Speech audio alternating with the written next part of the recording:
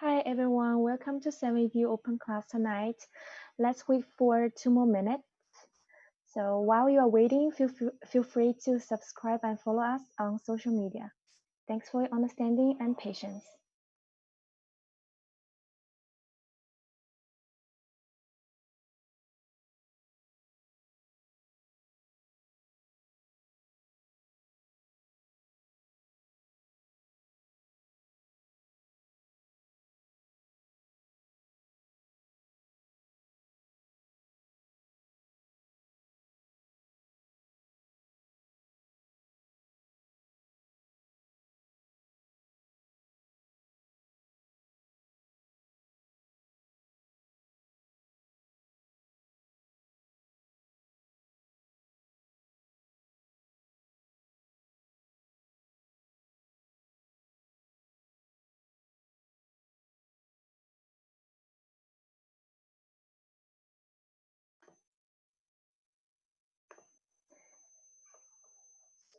Hello everyone, welcome to 7 Open Class.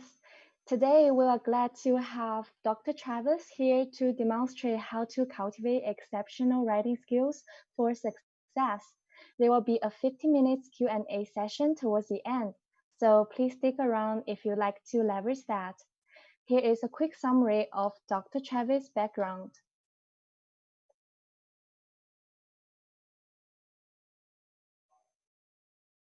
Okay, so he graduated from the University of Pennsylvania and has taught reading, writing, history, and test prep both overseas and in the United States.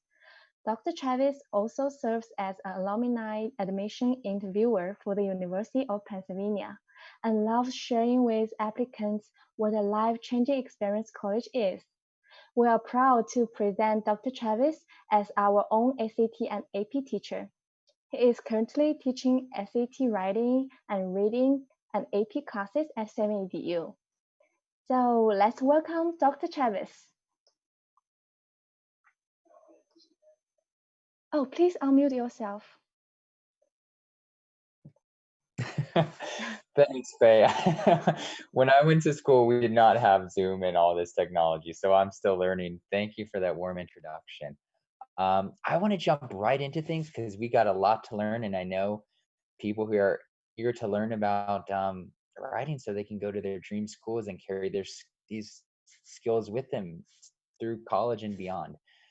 So I have a question for everybody, and feel free to share it in your chat. Are you ready? If you could go anywhere in the world, where would you go? That's my question for you. So Martin Zhang, Australia. The kangaroo is all right.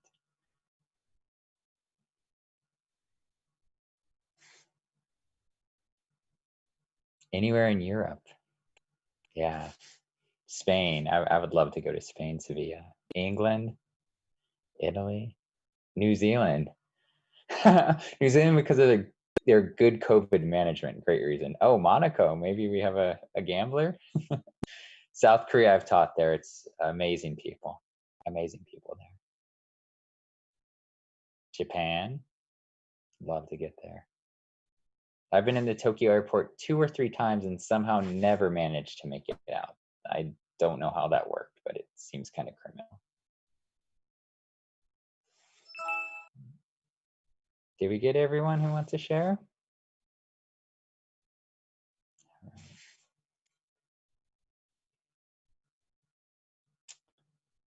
The place I would choose. Oh, we have Hawaii from Fong. Love Hawaii. Been there 3 times. Been there 3 times. Just, boy, once I stepped off the plane, I was in Oahu and I just looked out and it was like, this must have been like the earth on day one. It was just so amazing and beautiful. All right, well, thank you for sharing, guys. The place I would go, I guarantee you, is a place that no one has heard of. You guys want to take a few guesses where my place might be? And I'm 100% sure no one's going to get it. I'll even throw in a hint. It's a part of a country. I'll throw in a big hint. It's a part of India. It's one of the states of India. One of the states of India. Let's see if, still don't think anyone could possibly get it. Gabriel Shin, Sri Lanka, very good guess. The place I would go to is called the Andaman and Nicobar Islands. That's in between India and Burma and the Bay of Bengal. There's only one problem with my travel plans. It's illegal to go there. It's against the law. You know why? Because the most isolated, probably the most remote group of people in the world, at least that we know of, and we've pretty much seen the entire world, live there. They still live there as hunters and gatherers in this stone age. And I would love to go see them, but it's against the law. Now, what did I do right there? That could be the start of a really good essay. I don't know if the essay would be good, but that could be a good introduction for an essay. I caught your attention. I got you engaged. I could then have a thesis where at the end I did make a claim. I said, this is arguably the least contacted and most primitive tribe of people in the world. That could be a thesis. And then I could set forth and in my body of my essay prove that thesis to you, because that's not clearly true. There might be some people in Papua New Guinea really angry right now. Hey, we have the most primitive people in the world. Or some people up in the Arctic. Hey, no, we're more primitive, right? This is a claim you have to prove. And this is what writing is about. But writing, like teaching, should be fun. And we need to entertain our readers so they want to keep going on. That's what a good introduction does. I used a literary device called a rhetorical question. Okay, that's one way you can get your readers' attention. So today, what I'd like to do in this presentation is go over the three main parts of an essay, and it's going to come as a surprise to very few of you. The introduction. Let's talk about a good introduction. Let's jump into the body paragraphs. I have a recipe I've been using for 20 years for the body paragraphs. And then finally, let's look at the conclusion paragraph, which is less important than you might think. All right, so let's go ahead and jump straight in. And shoot.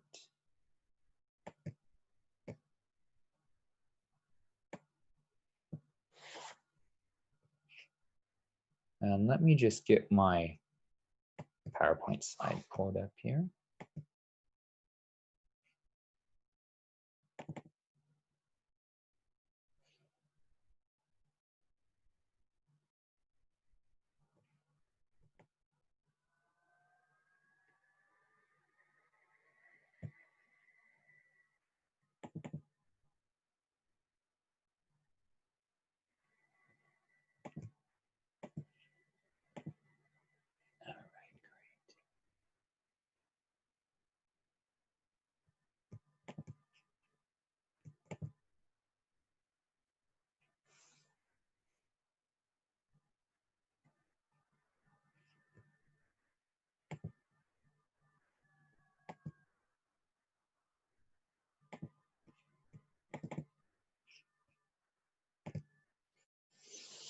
All right, here you are, guys. This is another example of a rhetorical question. No, we won't read it. We'll just keep going along. But this is how one of the most famous philosophers started a portion of his famous book, Fear and Trembling. So they're used a lot to get people's attention. Okay. And what I'm going to teach you you're thinking probably your English classes, maybe take home essays for your history classes too.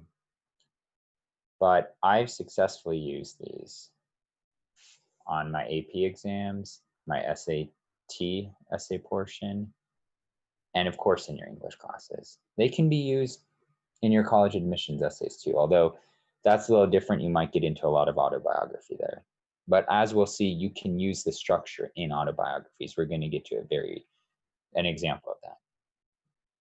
Okay, so what's this recipe? We have the introduction, and then the end of your introduction, it's going to be your thesis statement. That's where you make a claim. This is your argument. This is what you're going to try to prove to your reader. You want them to believe this at the end. And I was taught as a sophomore by my AP European history teacher that you should follow up your thesis statement with a plan of attack.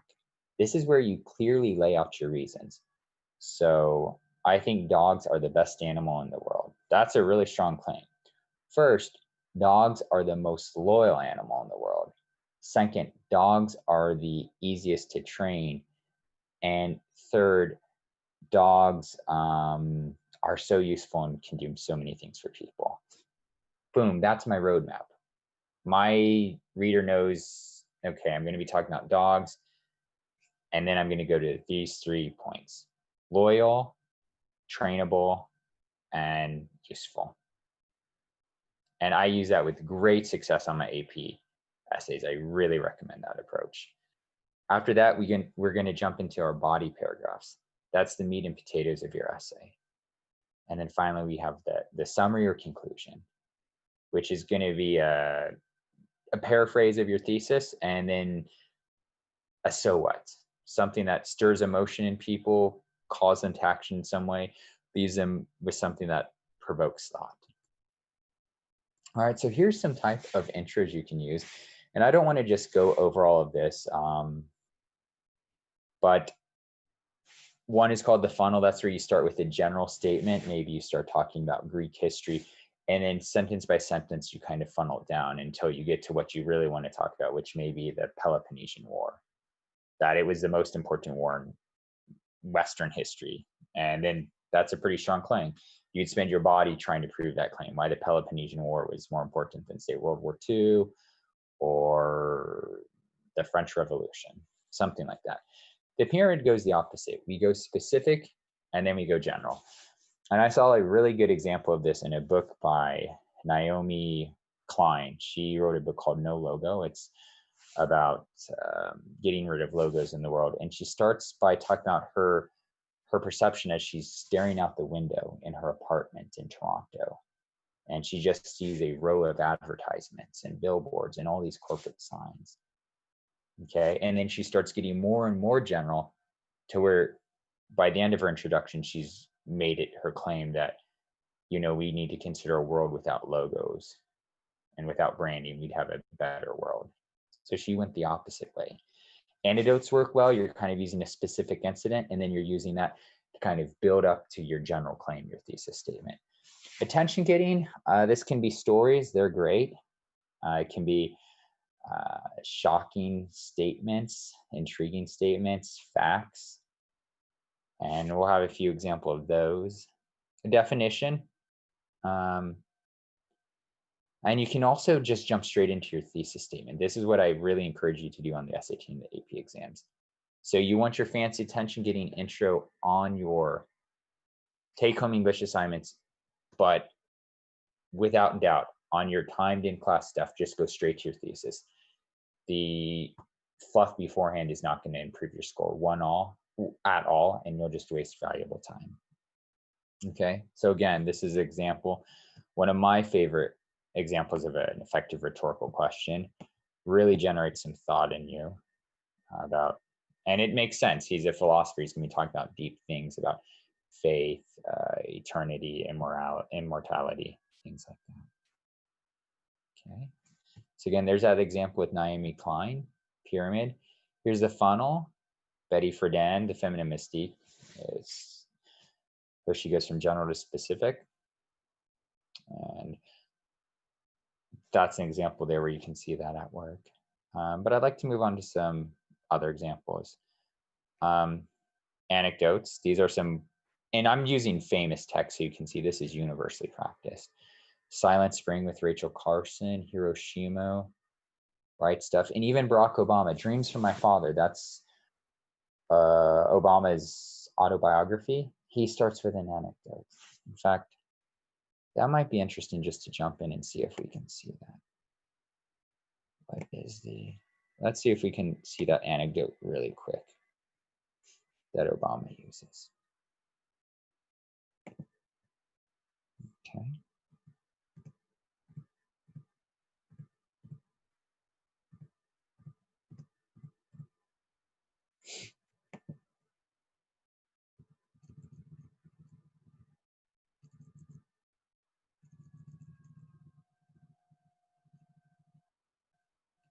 Okay.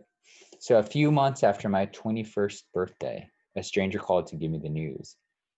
I was living in New York at the time on 94th, between second and first part of that unnamed shifting border between East Harlem and the rest of Manhattan. You may not have known Obama went to Columbia for undergraduate. So yeah, he would have been living in New York near Harlem. And that's how he starts his autobiography, with this story, a specific incident. Okay. John Krakauer, he wrote a book about the 1996 Mount Everest tragedy.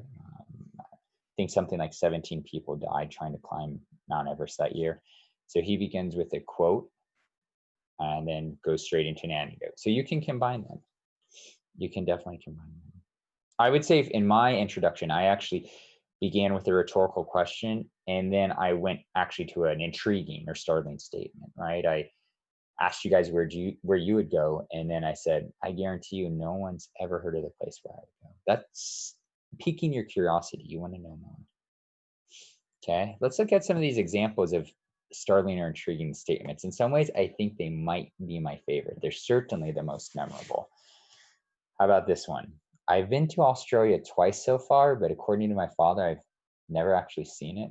Sounds like me in Tokyo, right? I told you guys I've been to the airport twice, but somehow I never got outside to see Tokyo. Maybe that's what happened here. I don't know, but I really want to know. Now I'm curious. This one by Henry David Thoreau, Walden, one of the most famous books out there.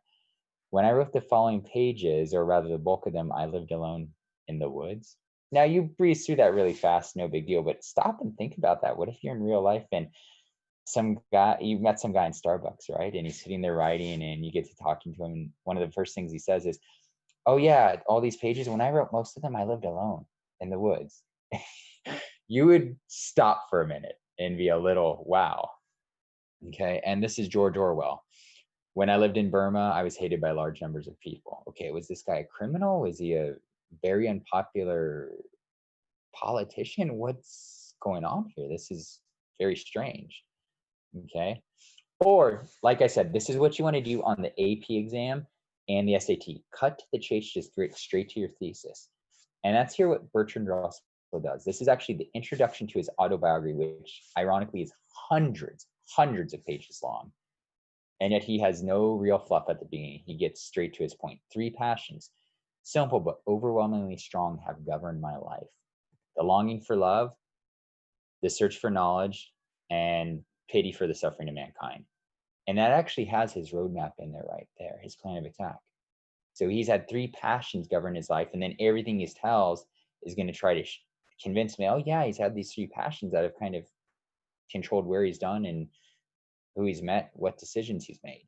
And I know he's probably going to talk about love, and then about knowledge, and then about the pity, the compassion he has for people. And they may not be clearly demarcated because it's an autobiography. It's a little less formal. Maybe they'll be mixed together, those 3 passions. But you can kind of expect something like that in the pages. That's his intro. Okay. In fact, I'd like to take a look at his introduction to his autobiography because it's an essay. And this is, I just thought this will be so helpful to you guys. Okay.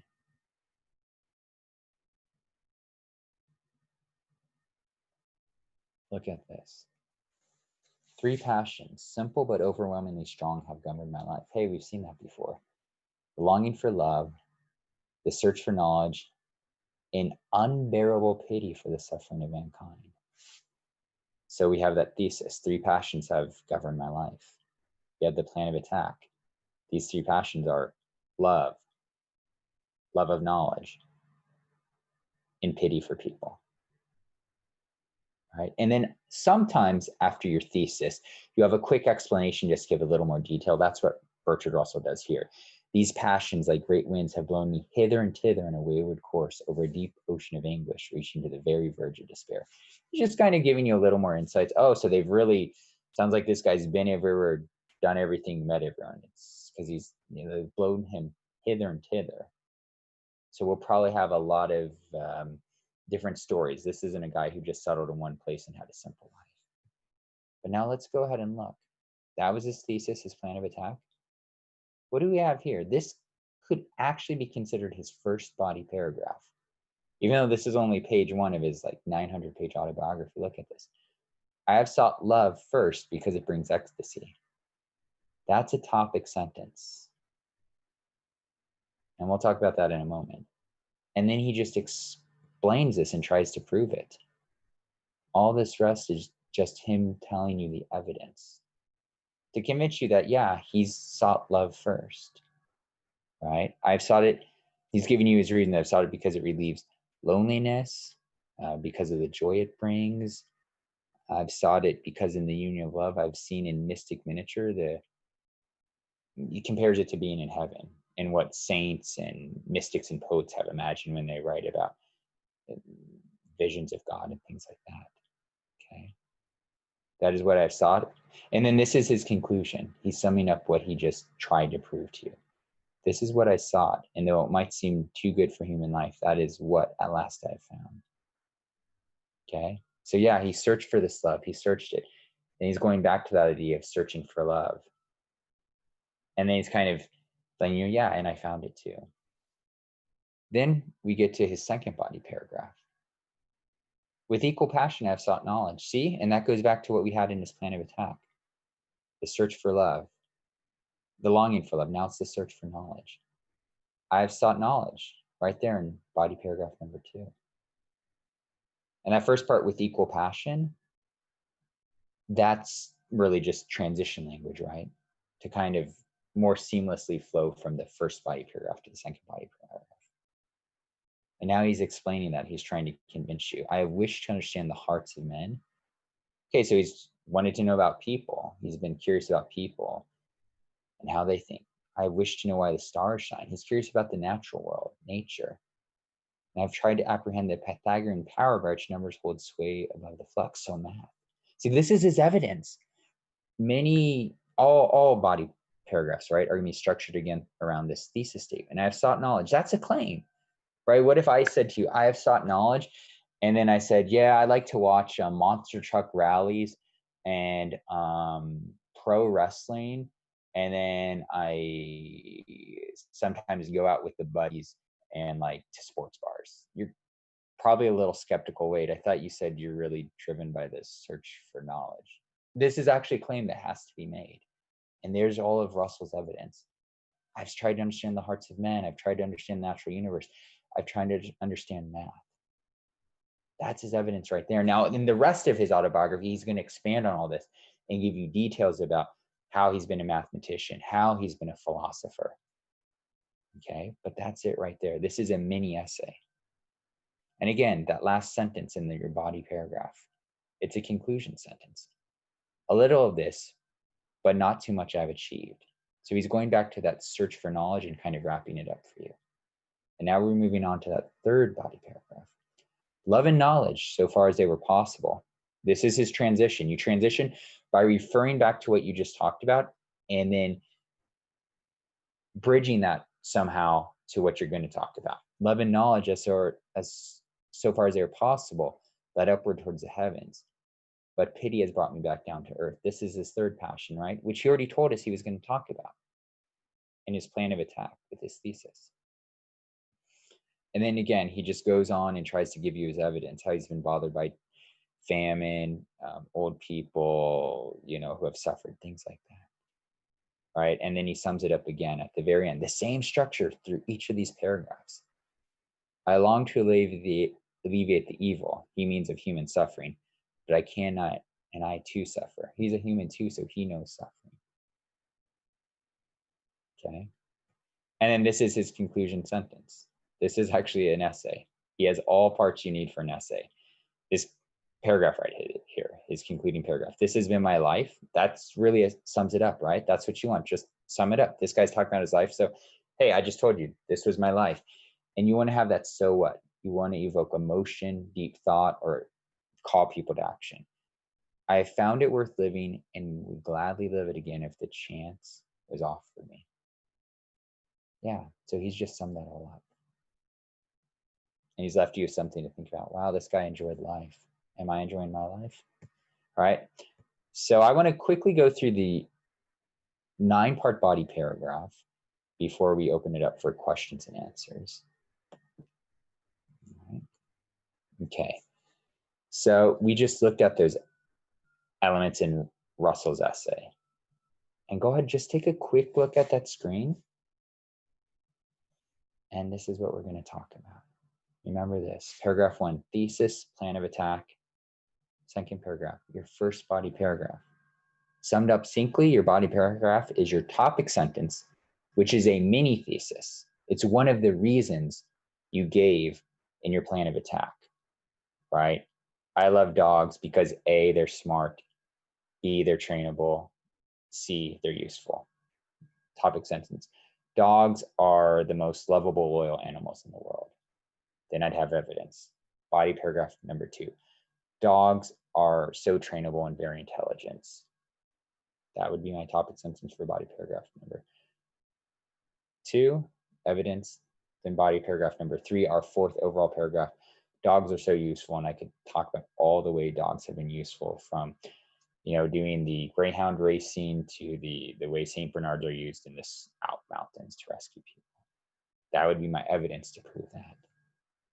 Okay, and then our 5th paragraph, that's when we sum things up, and we have that takeaway.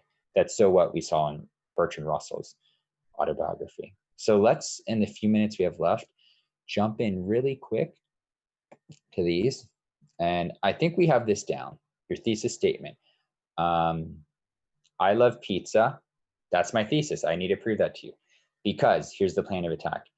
It's healthy, it has protein, and it tastes delicious. Something like that. Or cheap. I guess it's healthy, it's cheap, and it tastes delicious. And then I would discuss each 3 of those in order in my subsequent body paragraphs. And on the AP exam, again, I want to just stress this in the SAT. Skip the attention getting part. Do it how I just did with the pizza example. Just get in and be clear and succinct. This is my claim. Here is why. First, second, third. You don't need the fancy introduction. That's for your take-home essays when you have more time. But now this is the core of what I want to teach you today and finish off with. This is the 9-part body paragraph. This is how you write an essay. It's a great way when you're first starting out doing academic writing. You're going to do that topic sentence. Okay. Then you need to introduce your evidence. This could be a quotation, especially if you're analyzing a work of literature. This could be a scientific study. This could be a statistic. This could be a historical example. Okay, let's say you're taking it from a novel or a literary critic of a novel. Harold Bloom, professor of Yale University, notes this about Nathaniel Hawthorne's Scarlet Letter. That would be an introduction. I'm introducing what I'm going to talk about. If you're looking at a scientific study, a 2017 Duke University study conducted at their School of Medicine found that. That's your introduction right there. You're just giving the background of your evidence, kind of the credentials, so people know, okay, this is something that's we can accept and believe. A lot of times it won't even be a complete sentence. Then you go to your evidence. So my 2 earlier examples, if it was Harold Bloom I was quoting, what was the quote? Or what's my paraphrase of what Harold Bloom was saying? That Duke study I just made up, it would be, 57% of people who exercise regularly have excellent cholesterol levels. That's my actual evidence. Okay. In the commentary, I want to point something out here. When I first learned this, I was confused about commentary. I thought you were just saying what the person said, like if you're using a quote. And I thought, well, why am I doing this? Like the guy just said it, and it seems weird, or I'm almost pretending like the people are stupid. I have to explain it for them. And I realized something. Your commentary is what you want people to get out of your evidence. It's what you want people to get out of your evidence, what you're trying to highlight for them. For instance, uh, a study that showed that people, a higher percentage of people with high IQs read regularly. You actually have to interpret that, because that could mean a couple of different things. Are you trying to highlight that reading causes people to be intelligent? It creates intelligence in people? Well, that might not be clear, because other people might be thinking, oh, like it's natural. If you're really smart and literate, of course, you probably like to read rather than pursue some other pastime, right? That's why you need to go in there and offer commentary, just to explain what you want them to get out of it. Okay. And then you transition.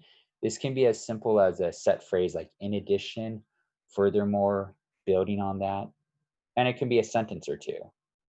Just depends on how you're feeling. This is where the artist in the writing comes through. Okay. And then you just repeat that. So it's 9 parts, but 7 of those parts are repeated. Introduce evidence, evidence, commentary. I'm sorry, 6 of the parts. Transition, introduce evidence, evidence, commentary. You can see those highlighted. Okay. And that's the meat and potatoes of a good essay, whether it's on the AP exam or the SAT exam, and even for take-home English exams where you want to make them a little better. 2 to 3 paragraphs is all you need for a timed essay. And you can go ahead and even skip your conclusion paragraph in these timed essays. Okay. You just don't have time. If you get it, just make it a quick summary. So for those reasons, I think dogs should be considered the best animals in the world. That's just a paraphrase of my original claim. You don't need to leave readers with that so what. That's for a take-home essay where you have a little more time and you want to be a little more artistic about things. Okay. Yeah. And for those take-home essays, when you have time, restate your thesis in different words or hint at your thesis. And you can, if you have time, do that in the in-class essays, but only on your take-home essays do you try to do this final so what, where you inspire action, provoke reflection, stir emotion. You want to leave people feeling maybe a twinge of sadness, or leave them with a smile on their face, even laughing. That's a great ending. People will love your essay for that. And then the final thing after food is cooked, this is my recipe for good writing, is you put some seasoning on it, usually sprinkle some salt and pepper. So I'll just end with this by talking about les mots justes. If you can sprinkle in 2 or 3 really good words in your essay, those words, those phrases, the sentences those words are found in will stick out with your reader and will make your essay just that much better. You don't want to overdo it. Like you don't want to put too much salt on your food. If you're always using these fancy words, they'll come across as pretentious, bombastic. How's that for a good word? And you don't want to be bombastic.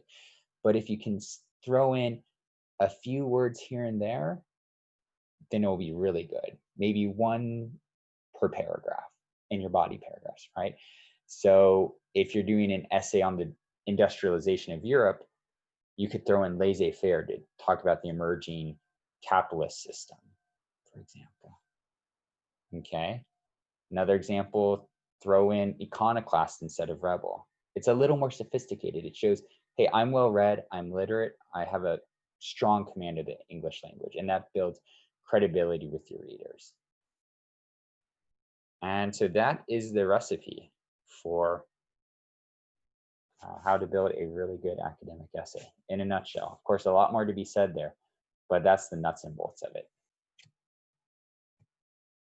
And with that, I'll think we're ready to open it up to questions.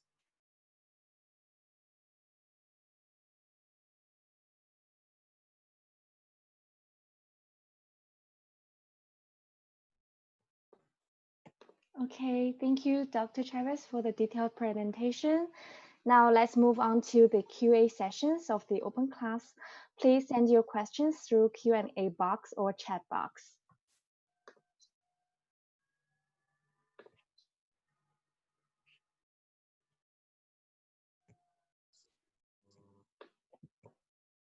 Okay, will a recording be available for later access? Yes, we will send to the email you registered.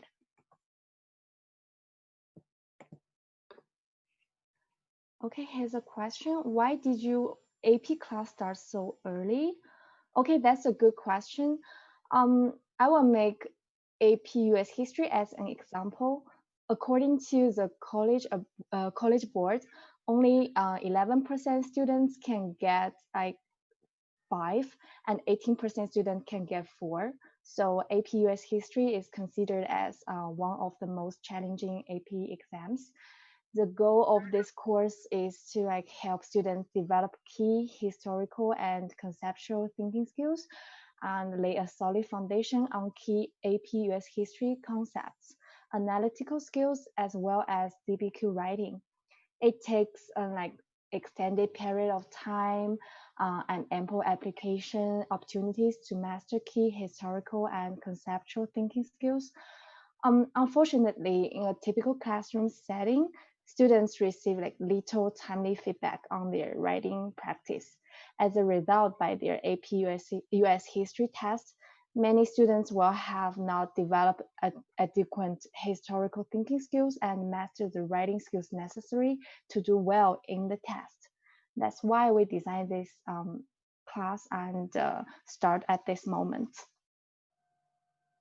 Okay, how do you recommend it improving on the essay reading portion, passage reading, multiple choice elimination? Dr. Travis, can you answer this question? Yeah, I have some thoughts here. I think great long-term strategy if you're just starting out high school is to read. Read, read, read. Try to honestly read about 30 minutes a day. That's how you unconsciously pick up vocabulary words. That's how you improve your writing skills. You constantly being bombarded with examples of great writing, right? Your brain's automatically going to pick that up. And of course, as you approach the test, let's say you're getting into your junior year, I think structured studying is great if you're in a situation where you can find an institute like 70DU and have someone who's done really well on the test and pass along their experience. I really like to talk about it as experience. It is kind of tricks and techniques we're teaching, but it's more than that. That sounds kind of gimmicky. This is just people who, hey, I did really well on it. This is what worked for me, and I want to share that with you. And we've come together as a group to collaborate and distill our collective wisdom and knowledge, our experiences, and then bring that to students. That's what I would say there. That combination of reading and structured studying with the people who specialize in teaching the SAT is, in my view, hands down the best way to go. Okay, thank you. And another question here. Hi, Dr. Travis. Is there a template you would recommend for SAT essay question? Should you have a like standard format going into the essay test? Um,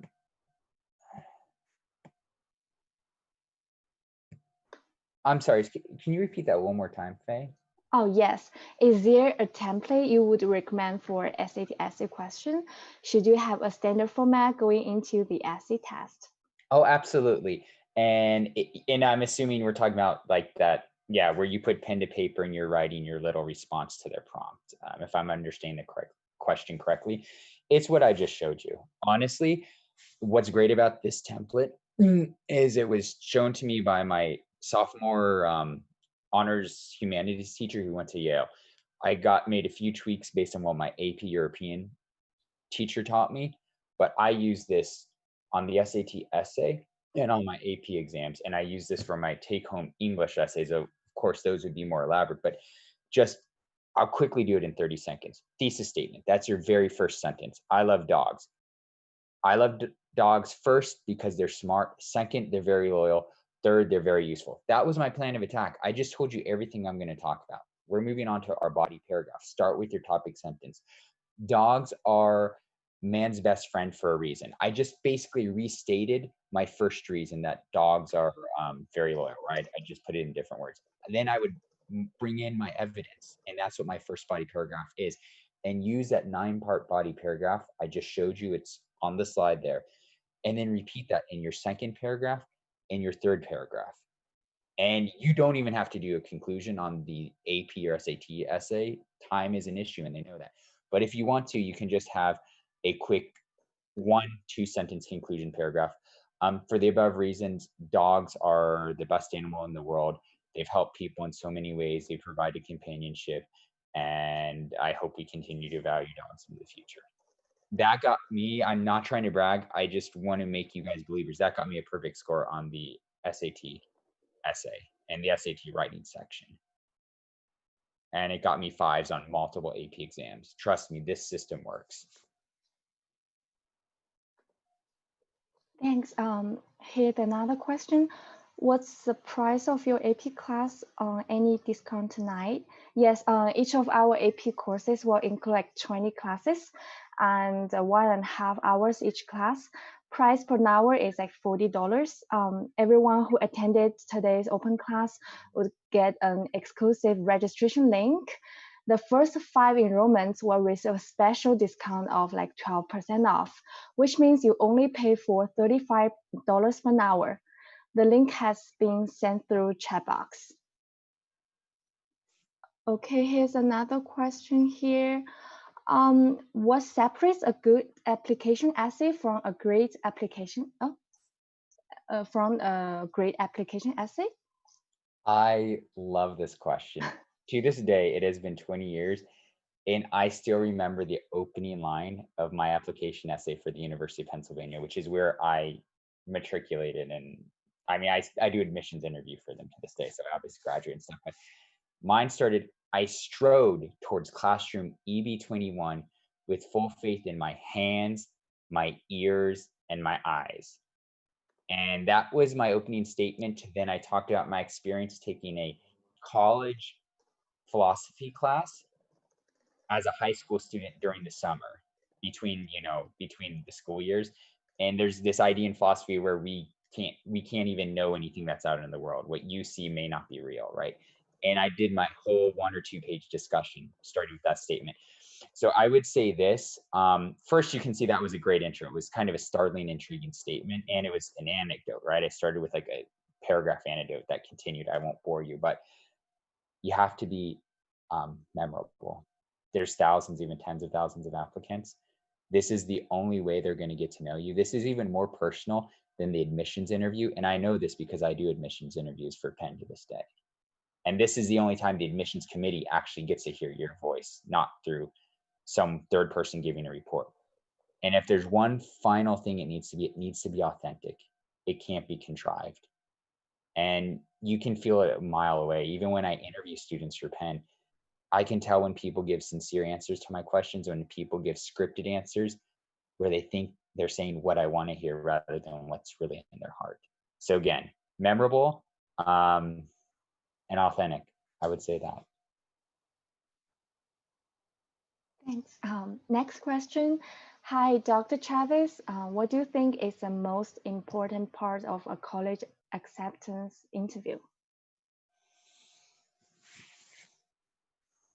It may surprise you. I don't think it's likability. I've given really, really strong recommendations and reports for students who I didn't connect with that well. I'm not saying I dislike them, but I just didn't like them that much. I think it's to articulate a vision for how college is going to set you up for something in life. And it doesn't have to be finding the cure for cancer. It could be even being a high school teacher, right? But how college is going to set you up for this dream of yours. And your dream could even be not knowing your dream. Your dream could be exploring my interest to see what's right for me. That's a legitimate dream, actually.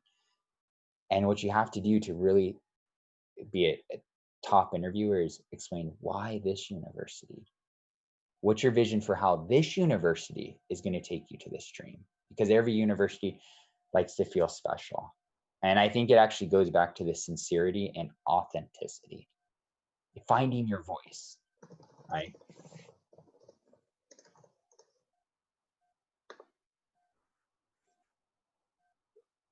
Okay, any other questions?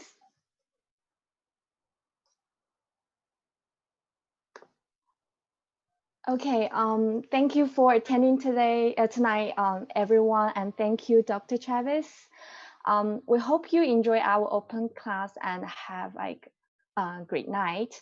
Again, we have like special discount for our Travis AP classes, and the registration link has been sent to the chat box. And yeah, so give us a call anytime or message any of our channels. We'll get back to you as soon as possible. We hope you all have a great weekend. So see you next time. Thank you so much, everyone. I really hope this information helps you. Thank you.